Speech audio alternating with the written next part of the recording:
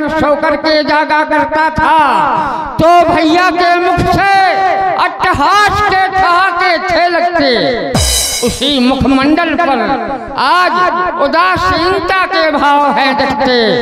जब ये कुंभकर्ण सो करके जागा करता था तो हमारे बंदी जन ऊंची एवं बुलंद आवाज में हमारी लंका का यशोगान किया करते थे।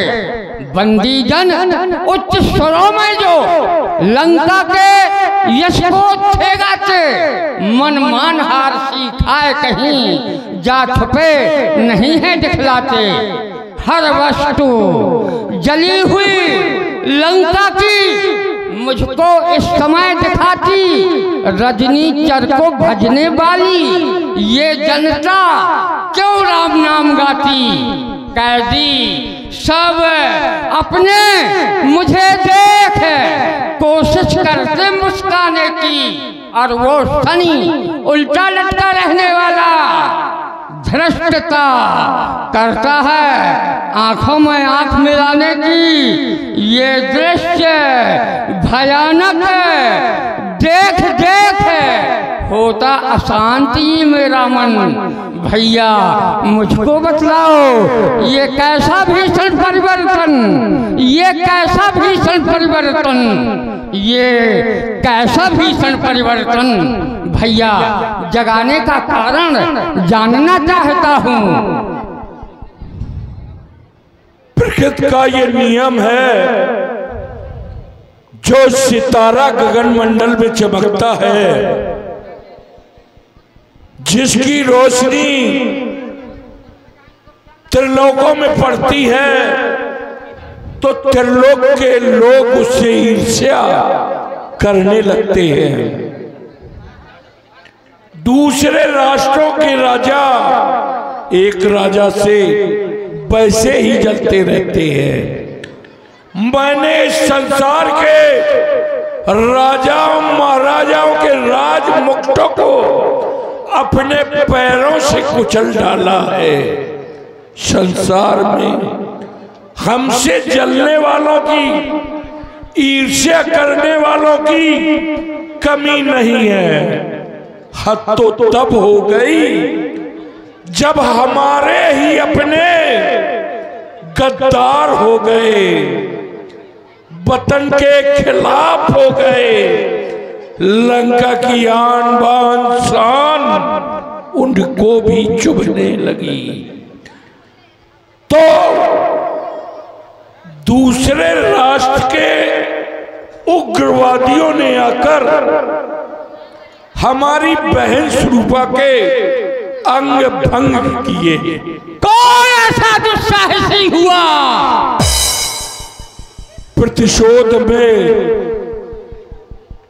वैसे उनका परिचय अयोध्या नरेश दशरथ के पुत्रों के रूप में बताया गया, जिनका नाम राम लक्ष्मण और उनकी पत्नी सीता है, जो तपसी वेश में हमारे पंचवटी में प्रवास कर रहे हैं।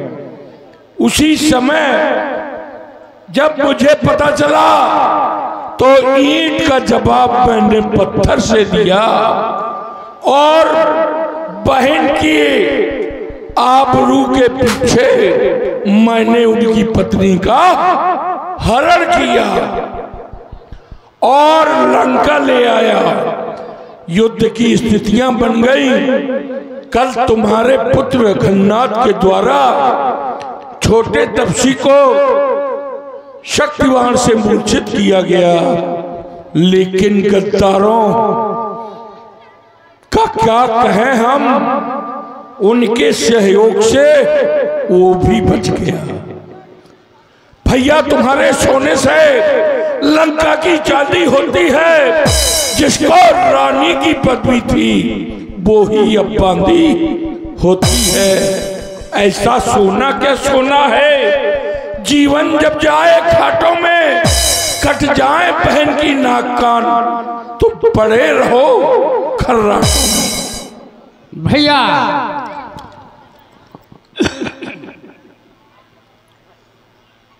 ये राम शब्द मेरे कानों में बार बार क्यों आ रहा है? हाँ, कुछ याद आया भैया।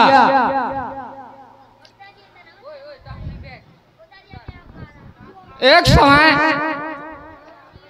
देव नारद ने मुझे कुछ ज्ञान की बातें बताई थी, लेकिन मैं कुछ अपने विचार प्रकट करना चाहता हूँ कि बहन हो या पुत्री हो, एक ऐसी चालायमान विषय वस्तु हुआ करती है जो जीवन भर पिता के घर में या भाई के घर में नहीं समाया करती। उसके समकक्ष पुरुष को दान में देने वाली विषय वस्तु है। पुत्री हो या बहन हो, एक ऐसी चालायमान विषय वस्तु है जिसे संसार का कोई भी पिता, कोई भी भाई बक्से में या तिजोरी में बंद करके नहीं रखा करते हैं, और न ही उसे स्वतंत्रता के आंगन में छोड़ा करते हैं। हमारे महलों में बहुत सी सहचरी, अनुचरी, सेवकाएं, दासियां, बहुत सी बहन स्वरूपा की सखियां एवं सहेलियां हैं। इन सबके होते हुए बहन स्वरूपा को तुमने इतना स्वतंत्र कर दिया, इतनी आजादी दे दी कि वो दंडकारण्य जैसे प्रखंड सघन वन में अकेली घूमने निकल जाए। क्यों गई वहां पर शूर्पणखा? क्या काम भला था जाने का? कुछ तो कारण होगा ही लड़कों से नाक कटाने का। इस बेमतलब के झगड़े में लंका की सत्यानाशी है भाई।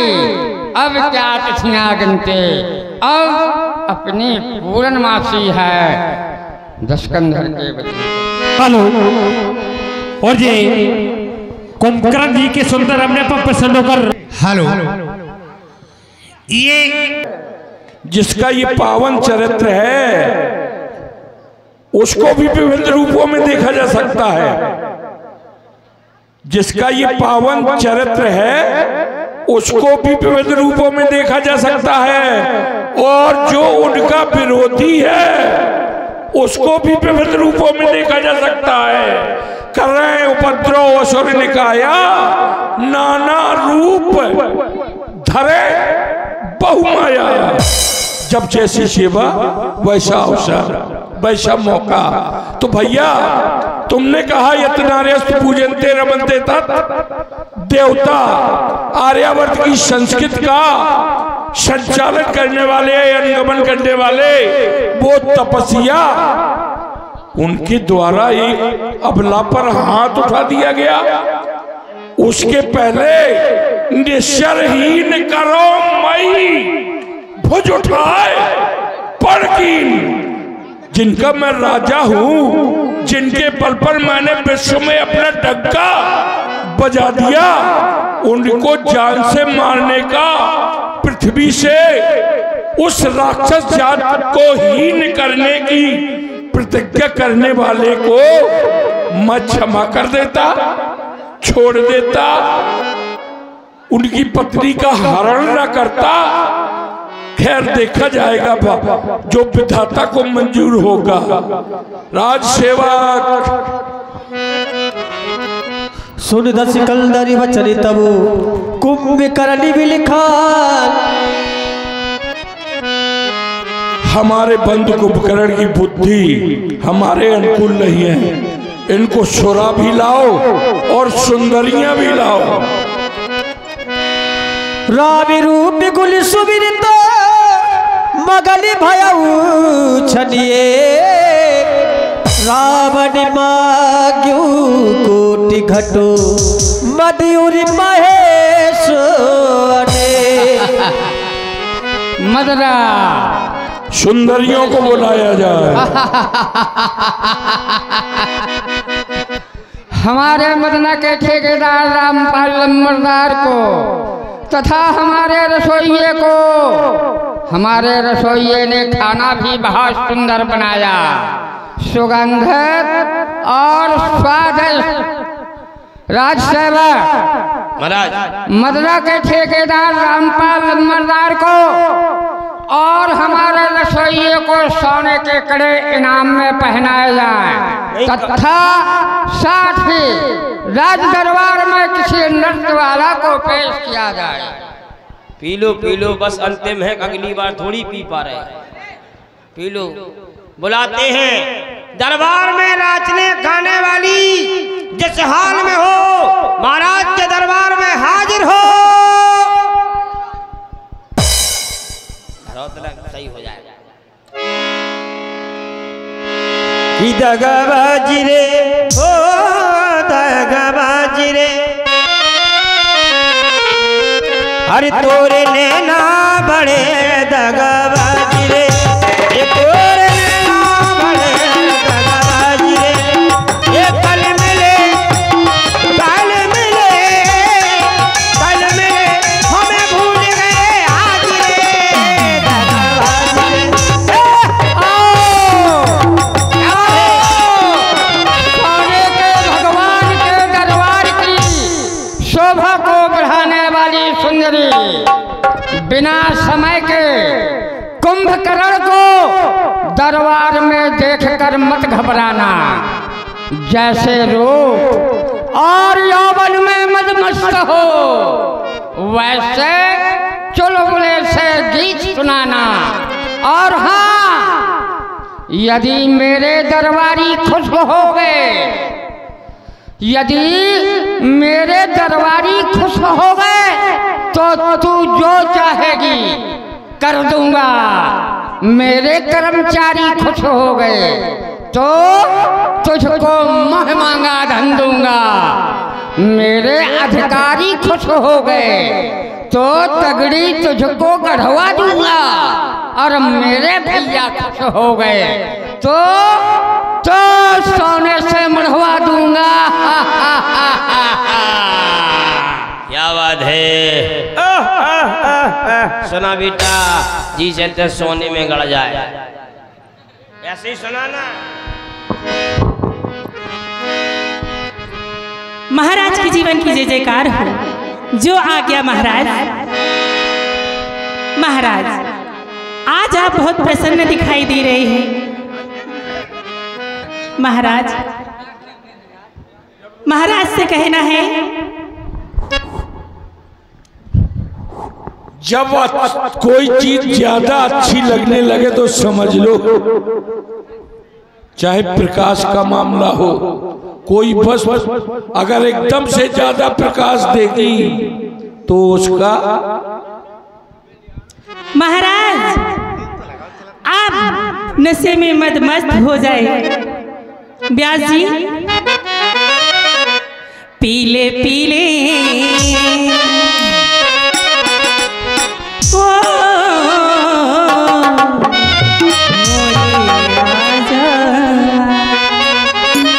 महाराज पीले पीले ओ मोरे राजा, पीले पीले ओ मोरी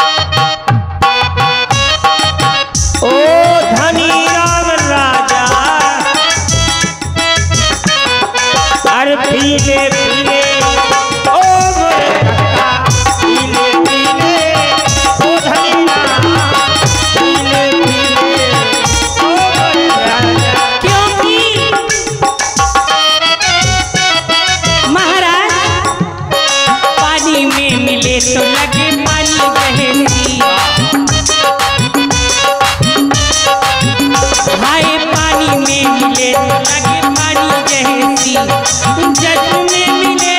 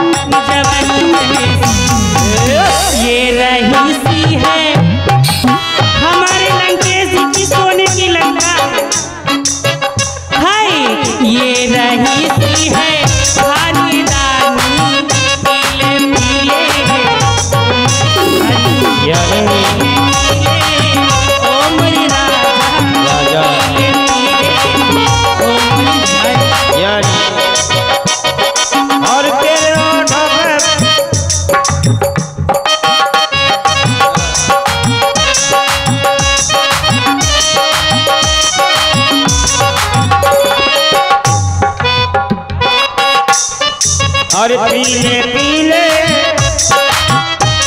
और तेरा ढबक माना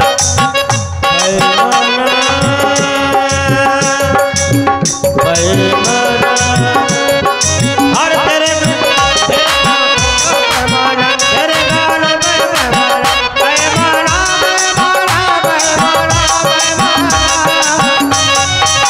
ये रही सी है जाने जाने पीले पीले और चले पीले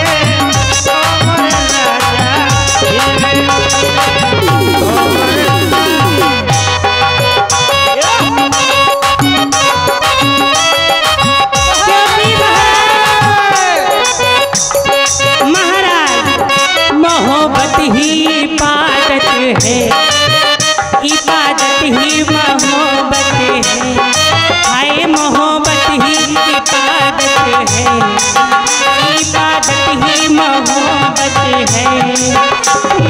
तेरी जरूरत है, तुझे मेरी जरूरत है।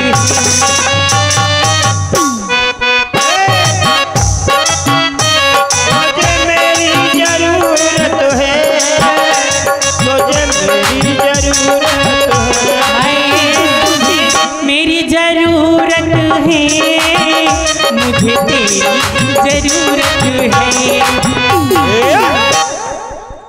हाय सारी दुनिया है बेगानी, सारी दुनिया है बेगानी, पीले पीले और चले पीले पीले और राजा पीले पीले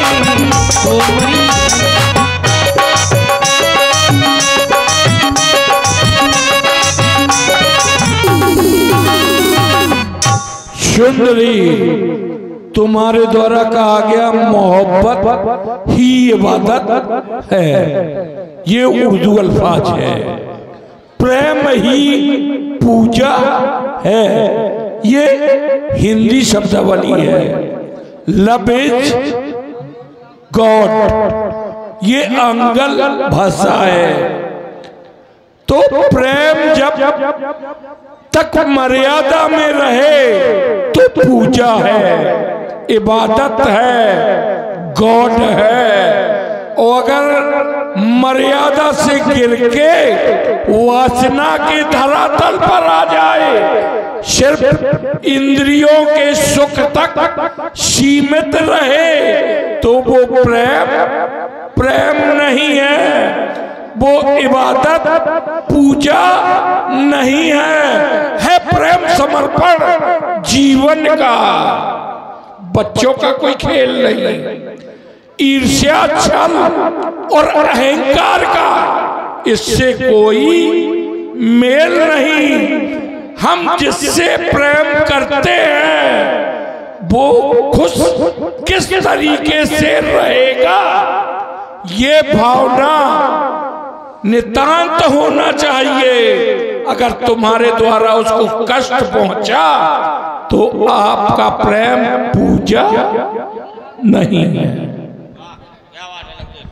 लगाओ गीत मोनी डांस।